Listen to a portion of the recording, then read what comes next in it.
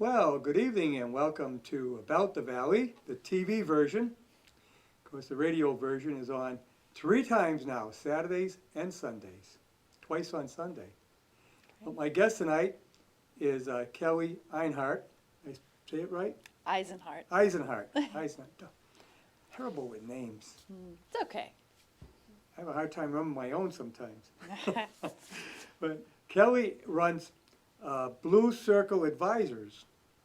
Yes. Yes, and if you go to the website, this is a pretty unique company now.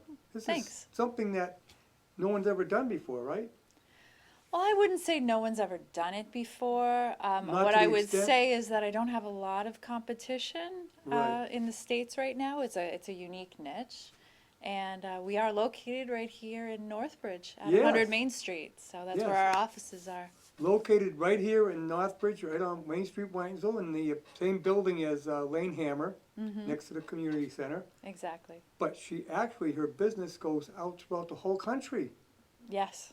In fact, you're somewhat international too, right? Yeah, so we have partners that are international, some that are in Germany. We've got some folks in China that want to start a partnership with us. We've got teams in Canada. We've got teams in India that work with us. So yeah, and a ton of clients across the U.S. Yeah, so Yeah. you are very much international. Yeah. And what she does is advises companies on how to comply with regulations, with material. Overall, you actually replace what they would have to set up as a whole department. Yeah. Yes, Do you want me to give you a little more? yes, I'd like you to explain it more than Sure, me. sure. So the short pitch and tagline is that we help companies make safer products, build ethical supply chains, and protect their revenues. And, that's the 3,000-foot elevator pitch. But what does that really mean? Right. It means that when companies build products and they want to sell them into other countries, there's regulations about what materials and how much of that material can go into other countries. So, for example, if you make a product here and you want to sell it into Europe, there's certain regulations you have to follow from a hazardous materials perspective in your product before you can ship it over there.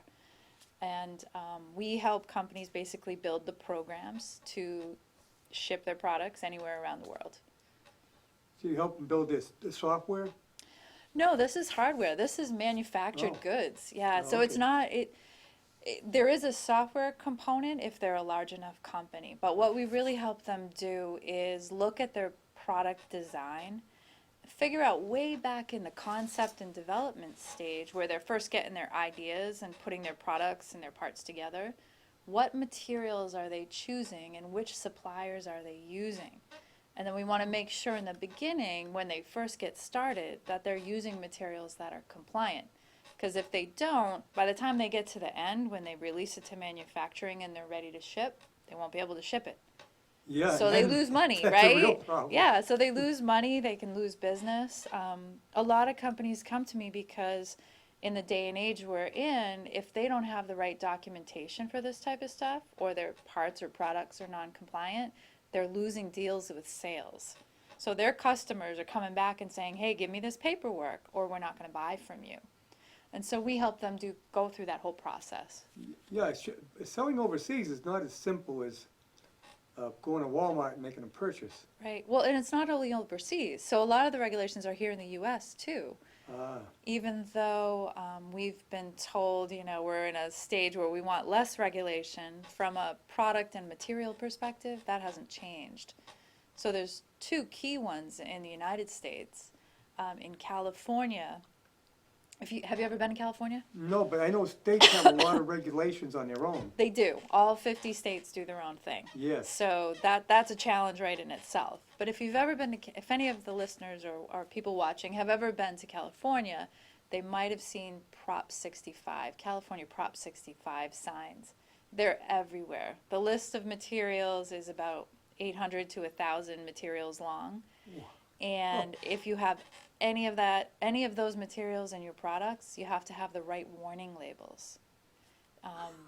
It gets crazy. No, it gets crazy because I also teach, so I do training, and I was working with, I was teaching a class in San Diego a couple months back, and we were talking about the regulation, and one of the students said, well, does this apply to everything? You have to have labels for everything? And I said, yeah. Then I said, who lives in California in here? A couple people answered yes, and I said, well, what happens when you're in your backyard and you have a fire pit and there's wood ash from burning the fire? That's on the list. I know it sounds crazy, but wood ash is on the list. And I said, does anyone actually have a Prop 65 warning sign in their backyard? And one of the guys said, yes, I do, because I don't want to be sued. So you have to have a warning sign saying you have wood ash? Wood ash in your backyard if you have a fire pit. Oh my God. Because someone could sue you. Or another example would be Starbucks. If you go into Starbucks in California, they have warning signs there because when you roast coffee beans, you end up with a substance called acrylamide. Yeah. So acrylamide is on that Prop 65 list. And so if you go to Starbucks in California, they have to warn you that you might be exposed to acrylamide. Oh my God. Yeah, so it gets really crazy. It gets I crazy. know cars have to have certain types of manufactured parts added onto them if they sell them in California. Yes, for emissions. Yeah, for Yeah. emissions. Yep. But I think also for safety now and other things that they keep adding to the list. Well, the thing you have to remember is that California drives a lot of the legislation. So they'll start something and they'll implement something, and then other states will Right. watch what they're doing Yeah. and figure out whether or not to implement it. Another example in California would be anti-trafficking and slavery laws. So they have a law called SB 657, and that's all about anti-trafficking and preventing people from, being in slavery in your supply chain. And there's a whole list of activities that you have to do, and you have to prove to the state of California that you don't have slavery. So it's a lot of documentation. Wow. Yeah, but that's the kind of stuff we do. So we go in and help companies figure out where their risks are, right? So first we look at what regulations impact their products, where are they shipping to, who are their customers, and then with that information, we then look at their products and align it with their suppliers. And then based on that, we can tell them, oh, you need to look at this product, we need this program, you need to have this documentation in order to ship or sell in this You have region. to do a tremendous amount of research then. You know what, that's kind of the fun part of my job. Really? Yeah, A lot of people I know. A lot of people don't like A lot of research. people don't like that, but I'm a very curious, inquisitive person. Clearly, I'm on TV here with you right now, right? Research, the laws are always changing, and the thing that you have to remember in this space is that what companies do to find out if they're compliant is they collect what's called a declaration of conformity.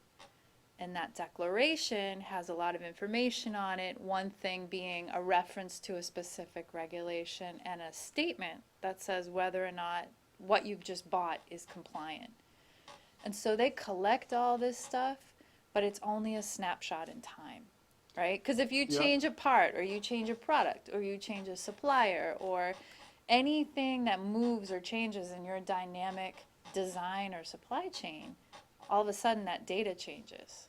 So all that data is a snapshot in time, and it's got to be done over and over and over again. So we help companies put all that together. I know, they say that manufacturers go overseas because it's cheaper for labor. But it's not just labor, it's these regulation costs too, right? Yes and no. So some regulation, every with the craziness we have going on in our country right now, right? We hear about tariffs every day, and we are hearing about protectionism and all this stuff. Unfortunately, the way it's being talked about is more like mass hysteria. But there are nuggets of truth. Those of us who work in this field know there are nuggets of truth in that, because certain regulations put constraints on U.S. companies. So, for example, if you're a European company and you've got manufacturing inside of Europe, you're never going to pass the customs border. You're never going to get a customs agent looking at your product because you're already inside Europe. And because it's the European Union, it no longer, like, Right, you can yeah, drive there's- across the Yeah, line. there's basically no borders anymore. Right, you can drive across the line in Europe or fly your product and no one is the wiser. Right. What It's happens almost like is, the United States. yes, exactly. What happens though is if you're a manufacturer from outside of Europe and you're going to sell your goods, or a distributor is going to sell your goods in Europe, you're going to hit that border control, and it's hit or miss whether or not they check your shipment. So you Right. could get stopped shipments, fines, fees for all this stuff if you don't have the right paperwork in place. Well, don't they, I know coming in US, they check almost everything now, right? No, there's a lot of crates that come in that aren't checked. Everything is logged, Yeah. and so no matter where you go, no matter what port of entry, things are logged. But that doesn't mean that they actually open up the crates and do testing. No, but they do, a lot of cases, they x-ray them or scan them somehow to. For security reasons. Yeah, Yeah. for security purposes. But I can give you an example of a situation. So before I started my company 5 years ago because there was a niche. Nobody was really doing what I'm doing. Right. But I've never heard anybody doing what you're doing. well, that's why I'm on TV. Yeah. I mean, I would think TV and radio a lot now. of companies Yeah.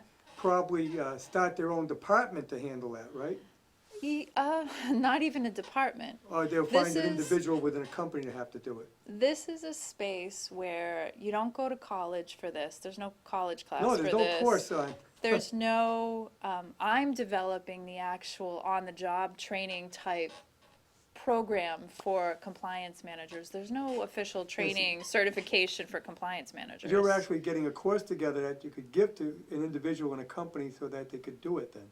Exactly. So I do that not informally. I give classes on site now where I guide people, or I'm on a retainer where I go in and I train their compliance Right. manager, or I build out the compliance program for them, and they pay me to do that, and I sort of supplement their team, or people who work for me do that role.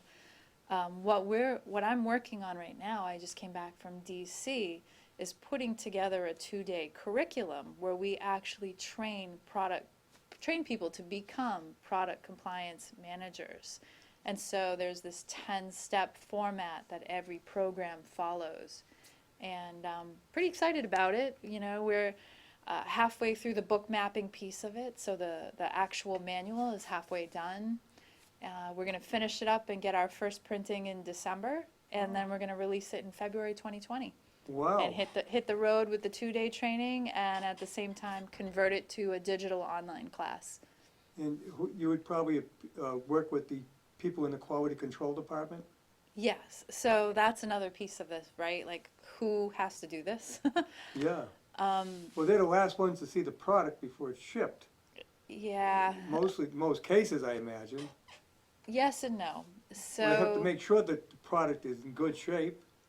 what's fascinating about compliance, and I'll tell you my background in a couple minutes, but what's fascinating about compliance is it's not a vertical role in a company, meaning you don't become an engineer and you're an engineer forever. It's not like that. So what happens is when you do product compliance, you actually have to work horizontally.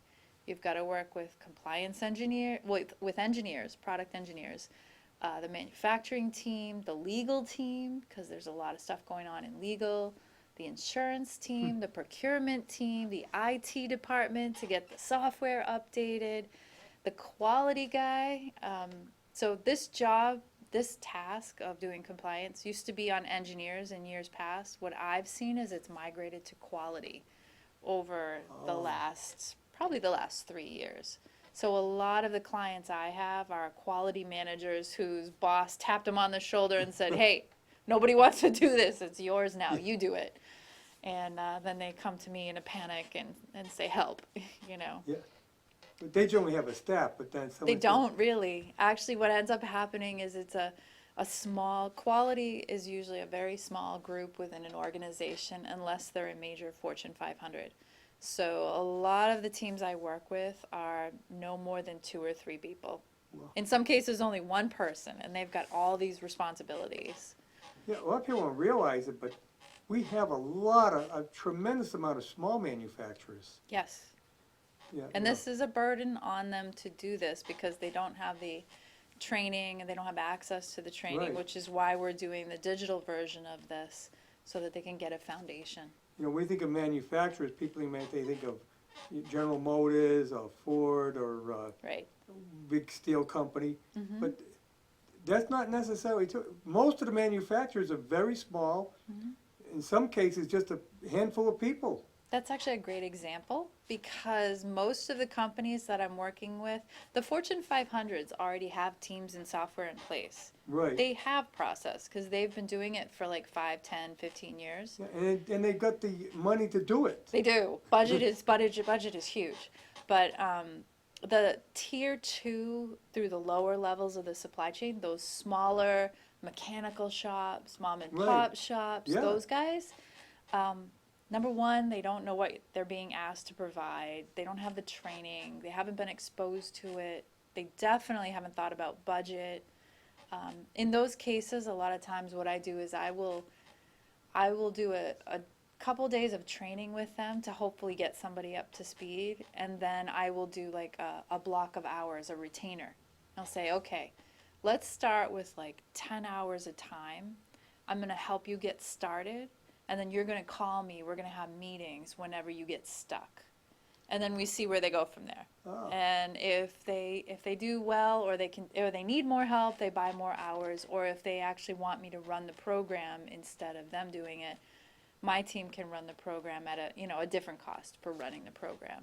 But we supplement what they do. So you stay with them for a long period of time. As long as they want us there. Yeah, yeah. We've got some clients It's that gotta we've had come in. from the beginning. It's not to come in and work with them for a week and say, okay, well, you're on your own. Right. No, you do stay with them. Yeah. But you got to do a tremendous amount of research in different fields.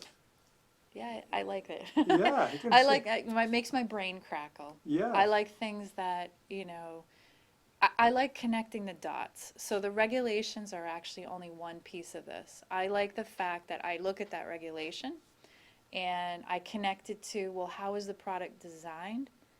Who's supplying all that part and that material? And there's a process, there's a critical path through it all, and like, how do you connect all those dots? And that's the cool part about it. Yeah, and today, materials can change all the time because they find something that's carcinogen Yes. or, well, whatever, Reprogenic, mutagenic, Yeah. those are the words they use. Yeah, Yeah. yeah. So, and now all of a sudden you got to change your manufacturing. Mm-hmm. And like a small company, a lot of them probably wouldn't even know that. No, they wouldn't. And the training is always the first thing. So another way that we help companies is we also do like a 1-hour webinar with a Q&A, right? So sometimes they don't have any budget at all, and they just need to get an overview and they want to ask questions. So they'll call us and they'll say, okay, we have 3 facilities in 3 different states. Can we have some kind of dial-in where you do a 1 or 2 hour training with our team, and then they can ask questions and answers Right. at the end? That's another model that we do. Well, the internet makes it a lot better for you then. Oh, it's awesome. Yeah. There's nothing like sitting in someone's office with them and helping them calm down in this stuff. Right. But I also have several clients that, we use Zoom or we use Skype for business, and we Yeah. see each other, so you still get the feel of getting to know somebody, Right. and we work together that way.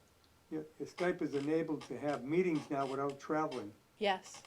I have clients all across the country that we use Zoom and Skype as our way of working. But still, I can imagine a small company and they're manufacturing this product and then find out that you can't sell it because it's got a material that's now considered hazardous. Yeah. What do you do with all the product? You have to find a space where you can sell it. And Yeah. that brings in different issues, right? Yeah. So the first issue would be, what do I do with this material now, this product? Where can I sell it where it's going to be okay? And then the second brings in an ethical issue like, well, should I be selling it? Yes, I Right. know. But So- then, do you go out of business because you got all this money tied up in this inventory and you can't do anything with it? No, I think there's enough open leeway to find other markets, but finding new markets is the challenge. Yeah. So, But can you also find a way of making it compliant? yes, and that's why I talk about getting in early with the product engineers before they can pass prototype, right? So the way it works is it's called a product life cycle or product life cycle management. And there's a concept phase where they talk about what they're going to build or assemble, and they start thinking about the prints. And then there's a design phase where they kind of snapshot what the print, the design, or the specification is going to be. Right. Then they go out and they look at suppliers and they try to figure out, well, who's going to supply me with this? And a lot of times, depending on the industry, the supplier will be like, ooh, I have this cool new thing that might do that, and they go to try it. Well, what we tend to do with companies as we're going through this is go, hey, you shouldn't be able to go past prototype if you don't know if this product or this material is compliant. You got to have a checks and balance. And then if it is compliant and they continue on toward manufacturing and release to manufacturing, there's got to be another check in place where they ask if they have the compliance documentation. So nothing should be getting out the door without actually having the compliance documentation. Wow. Yeah, It's pretty involved. it is. It is. Now, you got started in this working for EMC. Yeah, so my background, 25 years maybe dating myself here, but I went to a vocational high school out in Charlton. I went to Bay Path, and I Path studied Vocational, yeah. data processing, so I learned how to program. Yep. And then I got a co-op job out of that, On and that, though, yeah. it's not the same programming today, is it? No, it's different languages, but the concepts are similar. Yeah, The but way you build things is similar. That was the days of what? Was it BASIC and... COBOL, and- RPG, Yeah, yeah, no. Fortran, I like to go back to Pascal, that now. yeah, and yeah. I Thank learned God. how to do all that stuff in Yeah. high school. Yeah, Yeah. now it's not existent. I know. Well, COBOL, COBOL somehow always seems to have a life of its own and live forever. But no, that's not today's modern programming. Right. The concepts are the same though. Yes. But through that, I got a co-op job, and I was able to, over the years, continue on into the computer field. And I think I was about 23. I think when I was about 23, I started working for Fidelity Investments at the World Trade Center in Boston, and I was Oh. doing IT technical support for them for 2-3 years. And then I did a similar role at State Street Bank in Quincy at the headquarters, Yeah. and I worked on all their servers and built networks and stuff like that. Then I went to John Hancock in Boston in my late 20s, and I was responsible for converting the tall glass tower from Yes. token ring to Ethernet. So Yeah. that tower, the glass tower in Boston, and the buildings across the street. My job was to I partnered up with the man who actually built the network piece of it. I was responsible for everything that hung off of that network. So the servers, the PCs, all that kind of stuff. Those were the days when they were starting to get into internet banking, right? Early days, yeah. Yeah. Yep. I mean, you don't have to go back that, well, probably 50 years ago or so. Go back to when computers took up the whole huge Yeah. room. Yeah, no, we weren't in that space in the 90s. Yeah, and then you started moving closer to PCs, and then finally now we're into telephone banking, for crying out loud. Everything done on your Yes, cell. I run my life through my cell phone. Yeah. Absolutely. It's like it's got as much power as your first PC ever had. It did. It But did. the thing is, it changed everything now because Everything's really changed a lot since probably 2005, I would say. It's faster since 2005. So back in 2000, I took a job at EMC Corporation. I wanted to be closer to home. I was pregnant with my first child. I live in Uxbridge. yes, so EMC's in wasn't too much of a Hopkinton. trip. I had a great opportunity to go be part of the telecommunications team there. Yes. And so a lot of the buildings on South Street, I actually did the dark fiber that connects them. I worked in all the designs for the communication rooms. I worked with AT&T. It was actually pretty funny because I was pretty much the only woman in the space I was in, and we were building buildings. And at that time, before they put the 176 headquarters up, they were blowing up rocks on the top of the hill. Oh, yeah. And I was like out to here pregnant in a trailer with all these smelly guys, smelly general contractor guys, and the whole thing's shaking because the rocks are blowing up. And I'm like, all right, the cable goes here, this guy, It was a crazy time. Oh. But EMC was a great experience. I got so much career experience because I worked there from 2000 to 2010, and that was a huge expansion for them during that time.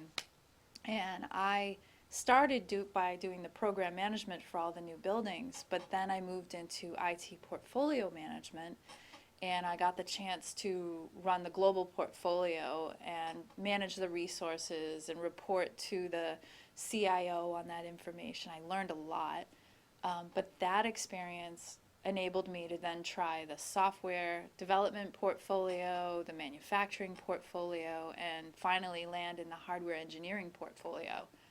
And hardware engineering is where the story starts to connect to compliance. So that was about 2006, and I had this really fantastic boss named Paul Carlson, probably one of the best bosses I ever had, and he probably doesn't even know that he was one of the best bosses. But I was just joining his team. I was going to do some materials management and program management work, and he called me in his office, and I was like, yeah, what do you want, Paul? And he said, I got to ask you something. I was like, what? He said, you have a garden, right? And I was like, yeah. Actually, I have a huge garden. Yeah, I just bought a house in 98. What's this got to do with my job? Like, yeah, I have a garden.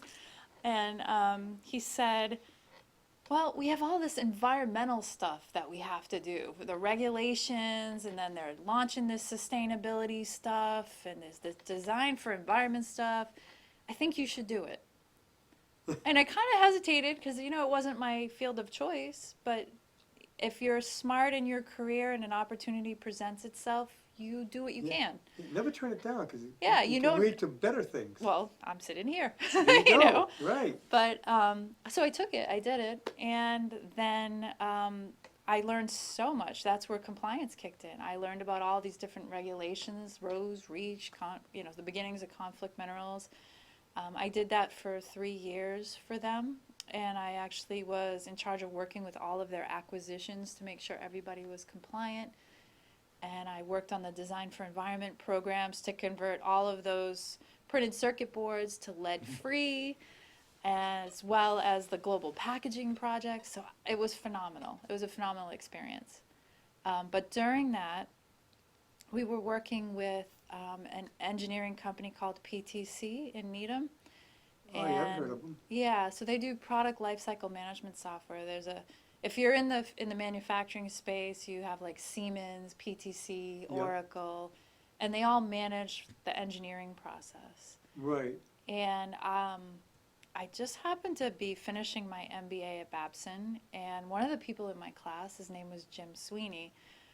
We were in a leadership class or something together. He kept sending me emails. Like, we were working on this project, but he kept sending me emails saying, hey, I got this position, and I really need someone to help design this compliance software, and do you know anybody? And I was like head down in what I was doing at the time. I wasn't dawning on me. He meant me. After like 3 or 4 weeks, he finally sent me another email and said, hey, do you want the job?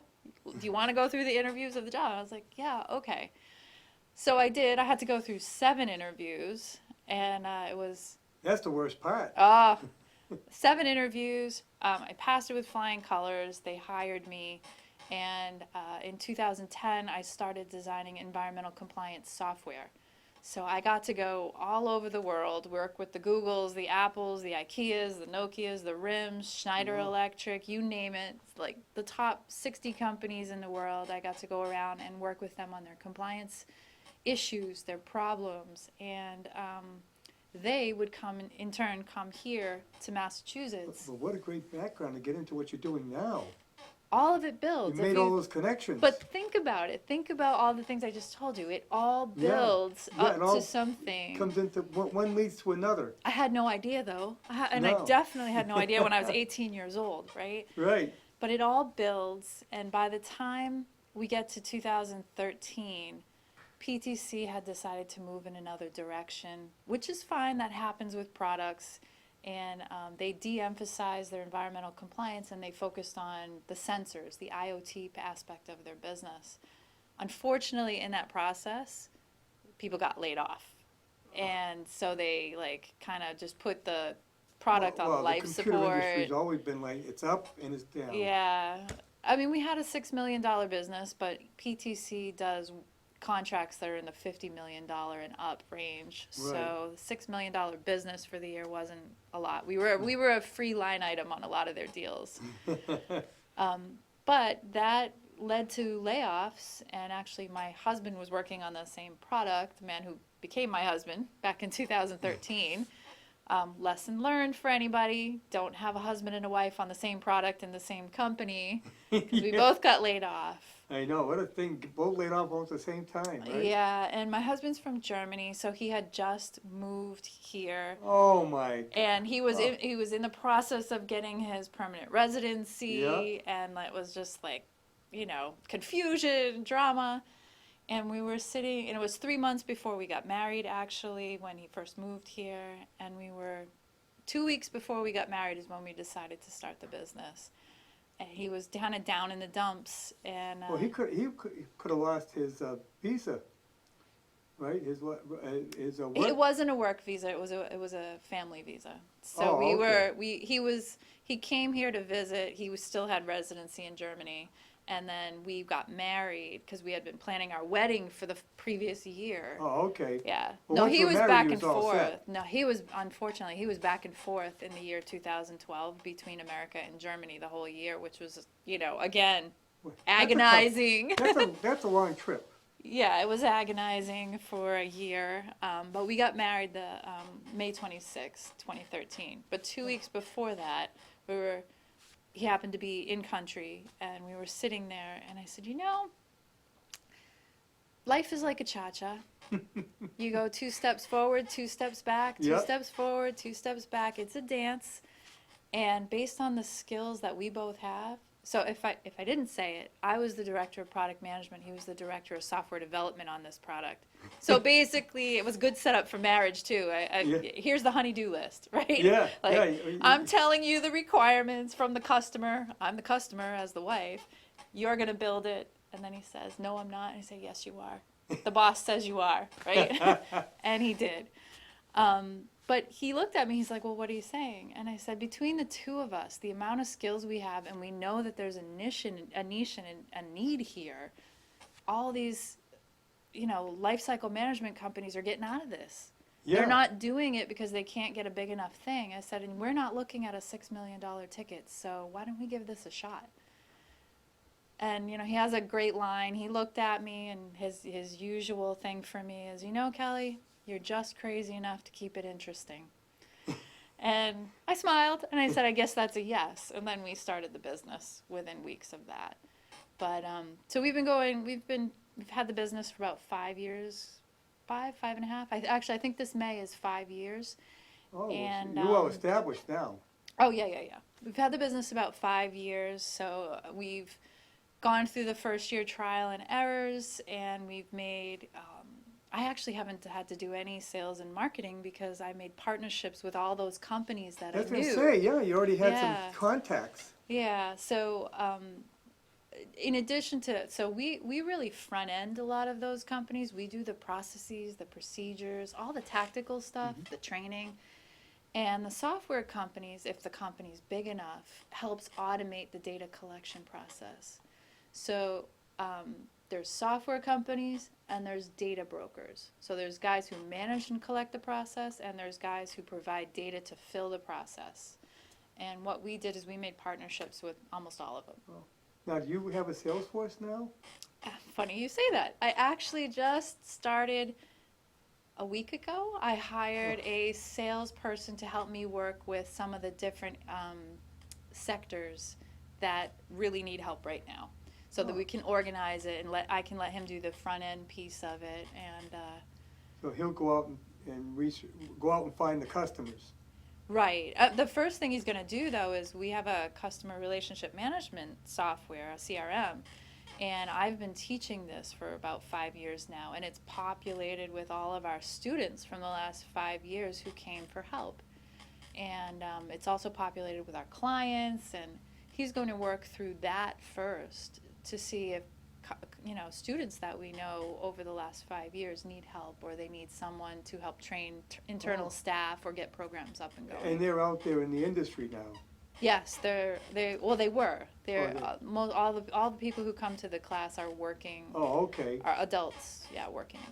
Oh, so you primarily sell learning programs to industry. People who are already doing the jobs. In the People industry, yeah. people in crisis. People whose bosses walk up to them and say, "Hey, you need to take on this regulation. I don't want to do it, and I don't know how." Yeah. And then the person who's in my class is like, "Well, what do I do next? Kelly, help me. What do I do next?" Yeah, we go back 100 years, 50 years ago. They didn't have that problem. No, but we also had dirty rivers. Right, I know. I'm just saying that's what things have changed dramatically. Yeah. It's for the good, but that what allowed you to come up with a business then. So Yeah. that's why I say I think we managed to find ways to handle problems if we need it. I think so. Yeah. Yeah. Well, and you know, that's a problem for industry now, and you're giving the solution. the way that I usually approach it is not so much starting with the regulatory piece. We start from a revenue protection piece. Right. What's at risk in your business because of these things? Let me help you protect Well, it. that's the most important thing. Yeah. Well, we don't want them to lose money. Right. So it's like, we don't want you to lose a sales deal. We don't want you to lose revenues. Let's talk about who are your customers and what are you selling? No, And then we line it all If up. the company's not making money, the company's not going to exist. Exactly. Exactly. I think about how, like you said, EMC now is kind of, They're owned by Dell now. yeah, they've Yeah. it's gotten smaller. Mm-hmm. But if you go back, I remember digital computer. Mm-hmm. Oh my God, they were massive. And Yep, especially here in Massachusetts. yeah, and now they don't exist. Yeah. And General, was it General Computer or the other one there, big one? Oh, I know who you're thinking General of. No, not Dynamics. General Data. Yep, General Data. Yeah. Mm-hmm. Here, I couldn't remember them now. I think Honeywell bought them. Yeah, but then it disappeared. Yeah. I mean, this industry, the electronic industry, or the computer industry, you might say the information industry, Mm-hmm. it changes so fast. Mm-hmm. Well, and bringing up the industries is a good point. The work that I do actually crosses all kinds of industries. These regulations. Right. Yeah, you're not into just the computers. You're into every industry. I have quite a wide array of clients. So I have electronics companies, aerospace and defense companies, automotive companies, fastener companies. But here again, how everything changes. So Yeah. look at the cars today compared to the cars just 10 years ago. Mm-hmm. And there's so many things they add into them that they have to be careful what they're doing, right? Oh, yeah. Well, I remember my dad used to work on the cars all the time when we were younger. And then after I graduated, he was like, I can't do this anymore. No, you'll pop up the hood now, Yeah. and I mean, I could build a car when I was a kid. Yeah. I wouldn't know where to start today. Yeah. I have a hard time finding the oil dipstick. There's so much junk under there. Well, the thing is, what's really crazy is the regulations they span across all industries and all sectors. Right. I have a client in Northern California, which is gorgeous. They're right in the redwoods. Going to see this company was great because I'd never seen the redwoods before, Oh. even though I've been to California a million times.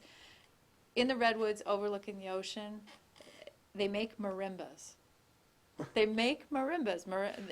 Marimbas kind of, if you don't know what a marimba is, it kind of looks like a xylophone. Yeah. But at the concert level, the symphony level. Oh. And it's a small shop, but what they do sells to the world, like the world's greatest symphonies and orchestras. Yeah. And Well, that's true with a lot of instruments, you know, very small companies make Very the best small. instruments. like I did a tour of the place and it took like 12 minutes maybe.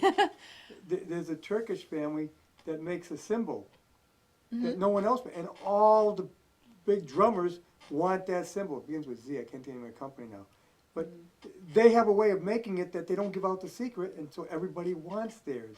I bet they have a compliance program because they have metals involved in their Yes, symbols. oh yeah, they have, and Yeah. it's secret the way they do it. Mhm. I bet. But you find that, look at pianos, you think of a Steinway. Mhm. Steinway's out of New York, not a big company, but their pianos are superior. Well, when I work with customers, because of what you're describing, I actually have to sign non-disclosure agreements. I sign NDAs with every customer so that I do not talk about the details of their products. Yeah, because they have Yeah. unique things. I know materials and parts and part numbers and all Yeah. that kind of stuff, bill of materials, so I am under non-disclosure agreement for every client. You know, wasn't there a situation, when we're talking musical instruments, I think it was Gibson guitar? Yeah, I think it was the wood, so. Yeah, they had a problem with the wood. That was the Lacey Act. So there is a U.S. regulation called the Lacey Act that you have to be careful what species of wood or Yes. if you're harming any of the natural habitat of where it's harvested. There's a whole checklist of things that go with it, but yeah. Yeah, I guess they got out of it. They actually won in the end. But that was a nightmare for them. When they come after you for the fines and the fees, it is a nightmare. It's cheaper to put your program in place, your compliance program, than And to see deal that- with the bad press. A lot of this is also about protecting your brand. Yes. Some companies that I work with, it goes right to the heart of protecting the brand of their company, making sure that there isn't bad social media tweets out there or messaging. Yeah. Now, how do you get your information out to these little companies that they're the ones that really need you more than anyone? It's usually supply chain climbing. So companies find me in different ways. So the partners I talked about will send companies to me and say, hey, Kelly, these guys need your help. Or they'll find our website and they'll call the 800 number and they'll say, hey, I need, such and such, what can you do? I need answers. Or because I teach about 6 classes a year in the regulations specifically for a company called Compliance Online. Yeah. When they search my name or they put Kelly Eisenhardt in, a lot of the training comes up too. So they find me through that. And Or they now- find me through the journalism. Yeah, and now you're going to Yeah. be doing a podcast. Oh, yes. Let's just add more, right? Yeah. So we have a new radio show starting, the Blue Circle Advisors Hour with Yes. Kelly Eisenhardt. Yeah, on on- WCRN. Exactly. Did they give you a time and date yet? Tuesdays and Thursdays, right after the news and right after. Okay, so that'd be 10 o'clock. Tuesdays right after the news, and I think Thursdays right after Howie Carr, which is great No, positioning. it's going to be just before because Howie gets done at 7 and then we go into music. One of those slots is open around It Howie must be just Carr, before. where he's got me So placed that in. would be at 2 o'clock. Yeah, and then there'll be a rerun on Sundays. Ah, Yeah, okay. so that's exciting. Yeah. I did a recording for the show yesterday. Excited to get the first one. I think I got to get a couple down to get the flow. Yeah. I have an interview scheduled next week. So if people don't know, one of the things that we're going to be doing is interviewing a lot of the CEOs in these companies that I told you about, where that we have partnerships, the software companies, the brokers, industry leaders in this space. You're going to record those on the road or? Next Bring week them it's in? going to be in the studio. We'll be Oh, in the dialing into studio. the Oh. studio, yeah. Okay, Yeah. because actually it's simple to do on the road now. You buy a little recorder for $35. Yeah. That's what I do, because I do my recording out in the road. Well, the guy I'm interviewing next week is a CEO out of Germany. So Oh, okay. Which Um, company? iPoint. No, And then the next one after that is Ascent, which is out of Ottawa, Canada. So those are 2 big software players in this Oh. space that Now, we is have he partnerships coming here with. to visit with you or? No, he's going to dial into the board. Oh, okay. He's going to dial into the board, yeah. And then the show will be produced and mixed, That- and that's they'll another- clean it up. That's another thing that's changed since I was there. Yeah. When I was there 50 years ago, you had to wait hours to get an overseas line. Oh gosh. Now you just dial up and you can Yeah. call on your cell phone. Yeah. It's so many changes. I have a wide variety of experience, and I'm very curious, and I'm learning the ropes on the radio side of things Yeah. from Chris. You know Chris. Yeah. And I Chris put my and Ted. interview schedule together, like the breakdown and the blocking of the show today, and sent it over to the people that I'm going to be interviewing, and Oh, kind of getting my rhythm and my flow, learning about how sponsors work, and both companies, several companies actually want to do sponsors on the radio, so that's going to be exciting. Wow, that's great. Yeah. And then after the shows are produced, we're going to kick them over to the podcast team, and they're going to flip them into podcast mode, and then we'll have those up for everybody as well. But you're also going to be a radio personality in another way too, right? Do you really want to talk about that? Well, why not? I mean, we'll let the secret out. Okay, all right. So I needed some fun. I Yes. have 3 teenagers who are growing up. 2 are just out of the house now. 1 is 17. And I needed a little bit of fun. And Yep. so when I went to the radio station, I was talking to Chris, the general manager. And he said, "Ooh, I have something. If you do this for me, I'll be so happy." And I'm like, "What?" He goes, "I got to get this dedications thing up and running." And I said, "Ooh, you mean like Delilah on WSRS?" And he's like, "Yes, exactly." And I said, "Oh, I'll do that. That would be so much fun. I would love to do dedications. That would be great." Yeah, So in the next couple of weeks, we'll be kicking off dedications and hopefully tying it all off with the Hanover Theater if we're lucky. Yeah. So that'll be great. That'll be on WCRM between 7 and 4 in the morning when we do the music. Yeah.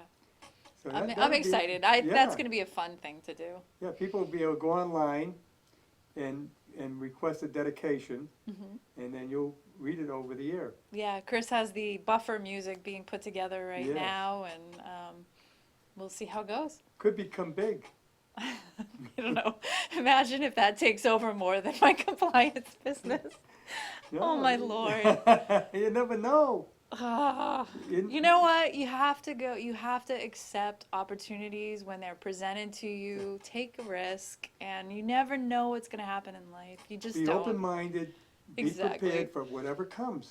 Exactly. And if you see an opportunity, get it. Right. Jump on it. Because Well, there's no such thing as luck. You have to be prepared when an opportunity comes, and then you're Yeah. lucky if you get it, right? Right.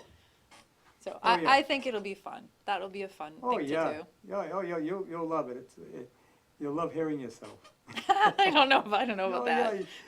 yeah, I don't know I about mean, that. you're gonna be on a 50,000-watt station. Yeah, I am excited. Like Yeah. I've never done a radio show before, so I'm excited about that. And my big, at least for the Blue Circle Hour, my big hope is that we can educate people out there about why Yes. this is important, what's going on in industry. And we have some cool stuff that we're talking about. The interview we're doing next week is about circular economy and how blockchain and all that stuff has to do, how it links up with what these manufacturers are putting in their products for materials. Like what's the correlation between material and blockchain? It doesn't, if that's not your thing, it's not your thing, but when you're a manufacturer, you've got to know how is this data moving up the supply chain. Ah, And so that's what we're going to be talking about. well, materials have changed a lot. Materials management is complicated. Yeah, And so we're going to talk about how do we simplify that. And then with circular economy, we're going to talk about, all right, at the end of the life of a product, how can you reclaim those materials and make some of that money back or get some discounts on your materials that you're going to use to feed into new products? yeah. Well, now we look at materials. Are they recyclable? Because that makes a big difference. Yes, that's all part of circular economy. All of that. And my big thing is something that we never heard of 5-6 years ago is rare earth, Oh, yeah. which isn't rare, It's not rare. but they call it rare earth. And rare earth is getting to the point of like oil, Yes. becoming quite a commodity. Well, so the reason they call it rare earth is not because it's rare. So it's these minerals are all over the planet. The difference is the mines that used to be open are not open anymore, and all the mines for the rare earth, for the most part, are inside of China. Yes. And some in Africa at this point, because the Afghanistan. Chinese are working with the Africans. Afghanistan. which is one reason that the U.S. doesn't want to leave, because you don't want to turn it over to a leadership that would not be friendly to us being able to get some of Or that. who will take all of those precious minerals and Yes. materials and benefit from them. Yeah. Yeah. Most of the wars that will be fought in the future will be over minerals and Yeah. materials and water. Right, well, they're talking now, and, we're talking about going back to the moon. And we're not going back there just for the sake of going to the moon. That's what we did in 1960. We're going to take chunks out of it, and then we're going to have problems with our orbit. I know, but Somewhere along the lines, there has to be an ethical consciousness that comes into all this stuff, because if you're doing more damage than good, you need to stop. right, And well, that's why I got into this business, to Yeah. help companies build products that are safe and ethical, at the same time continuing to grow their business. And, what about, one of these days we'll be doing asteroid mining. Probably. Yeah, Because probably. they're loaded with minerals, and Yep. but they're up there and we can't get at them yet. Yet. My husband's a huge Star Trek fan. So am I. We're on the way. Yeah. We're on the way.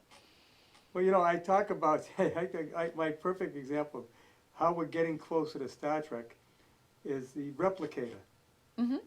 Okay, we hear about the replicator on the staff ship, where they just go over and say, black coffee or ham sandwich. Well, Earl Grey hot. yes. But what we have now are 3D printers. Mm-hmm. And I'd say that those are the Early early stage. early stages of replicators. Yeah, early stage. Yep. That makes a lot of sense. We're talking to computers now, and we thought that in 2001. I know. It took a little longer than that to get to talking to them, but we're talking to our computer. I got that Amazon tap. Yeah. And we got them in here. We use them for communications between the rooms. Well, I mean, part of even in the field that I'm in, part of what's coming next is artificial intelligence. Yes. All the data mining that happens with things like Google and Facebook and all that, the same thing's going to happen in compliance. The artificial intelligence will put together a big enough database that when someone wants to find out what materials are in their product, that information will already be stored somewhere. Yes. That's a simplistic answer for where we're headed. When you talk artificial intelligence, we're not talking data from Star Trek. No. We're not talking androids. We're talking computers that you'll ask and it'll tell you. Yeah, we're talking more almost like a new form of consciousness without a body. Yes. That's kind of And where we're going. this is somewhat of a scary thing that they said, if we get to that point, do we reach a point where these computers become almost like people? To some degree, if they have consciousness. That's what I mean. Yeah, if they have consciousness. Those Right now, you have the safety of being able to unplug or take the battery out, Yeah. but who knows what happens in 20, 30, 50 years Right. from now. I mean, if you go back 30 years, people like EMC didn't exist. They No. were more or less storage, right? Data storage. Data storage. That didn't exist originally, and then it came about, and look what happened. And now we're going into something even bigger. So, oh my God. It's moving too fast, Harry. Yeah, but it's great for your business because, The data aspect of my business, which Yeah. we didn't really we focused a lot on regulations and training, but the other half of my business is the data collection piece of it. yeah, And that involves it involves all kinds of things from manual to automation. In Yeah. the manual way, we're collecting spreadsheets, PDFs, prints, documents, building dossiers, that kind of stuff. In the automated form, we're working with software partners and data brokers who will populate that with the information we need and go out. Yeah, it's unbelievable. yeah. So there's a couple different aspects to what I'm doing. And here again, what all this about? The internet. And it's all happening in my little office in Northbridge. Yeah, isn't that amazing? I mean, without the internet, you couldn't do that. Yeah. You know what's sillier than, what's really silly? I think about when I'm on the road all the time and how the woman on my GPS has gotten me around this country a million times Yes. and into crazy places that I had no idea existed. And, you know, And you she's never like, met her. she's like my best friend, And you you never met know, her. with all the travel and the consulting and the training. She's like my best friend. Like, okay, where are we going this time? But I think about before we had that capability in Google Maps, you know, like what did a sales guy go through mapping out all these little streets? Like I have been on some client visits that are in the middle of nowhere. I did that as a salesman. Oh You know, my I was I God. was a salesman back in the early 70s. I don't know if I'd have the patience to be That's honest. what you had to do. I had maps from all over the state, Oh, I don't think I'd have the patience. cities and towns, because especially cities were tougher. Yeah. But, you know, oh, yeah, I know. With the GPS now, you just plug in the address and it tells you, turn here, turn here, turn here. Well, I just think about all the places I've been though, and it's just crazy. I never would have even thought to look up on a map some of these places. Yeah, I mean, it put Rand McNally out of business. Yeah. You know, I used to go to the gas station, and they had the big rack of maps. You don't see that anymore. No, those are like They're obsolete. collectibles. If you Those do are have any road collectibles. maps, hold on to them. Be worth a fortune one day for museums. Yeah, those are collectibles you get at the antique store now. Yeah. If you find a good map. It's the way things are, and things are changing at a rapid pace. Yeah. Well, and to swing that back to what I do, that's part of the problem. Companies can't keep up with all these changes in regulations and Yeah. parts and materials and suppliers, and that's part of helping them put these guidelines in place. Change is rapid and constant. Right. And that why- costs money. Yeah, That costs money. that's why there's a tremendous room for growth in your business. Yeah. And And where- I have a big smile. Yeah, there is. And there's not a lot of people doing it. Yeah, I don't know. Well, the thing is, the reason the software companies don't do it is because of their operating expenses. When you Right. run a software organization, the operating expense is much heavier. The buildings, the engineers, all of that stuff. I don't have that. I Right. get to be flexible. I have 5 consultants that are experts like myself, industry peers that I use for different projects, and I have a training development person and a PR person and Yep. an event management But person. you take in each individual company and research for them personally, Yes. whereas the software companies, they're looking to do it for a whole industry, Mm-hmm. so they can't personalize it. Right. Well, and I think the personalization piece is really important in this because when people call us, they're in a panic because they have to quickly turn around information to Yes. a customer. Yes. And they just want to know there's someone out there who knows what the heck they're doing that can help them put the right things together in the right programs. So Right. there's many of the site visits I do, the first like 20 minutes is calming people down. The first 20 minutes is like, nope, okay, all right, let me hear what you're saying, all right, so let me explain how it works, and then let me tell you what the norm is. There's also the letter of the law versus the norm of your industry. Yes. So the letter of the law says one thing, and that's what you're to strive toward and be compliant toward. But depending on your industry, some of that stuff is not available. Some of the information's not available. The practices aren't in place, and you kind of have to go with where your industry is. They all have matured at different levels on this stuff. Oh, it's a lot. I don't know how a new business gets started today. Well, for us, it's just built on experience and Yeah. taking those different crossroads and trying new things. And, you know, we do have inventors out there that come up with stuff all the time. Mhm. Hey, we gotta wrap it up. Do we? Yeah, Oh, we do. whole hour. See how it Wow, that goes went by by? fast. Oh, yeah, Thank you so much. yeah. Okay, thank you for coming in, Kelly, and you can check her out. Where's your website? www.bluecircleadvisors.com. All right, we'll see you next week on About the Valley. Bye.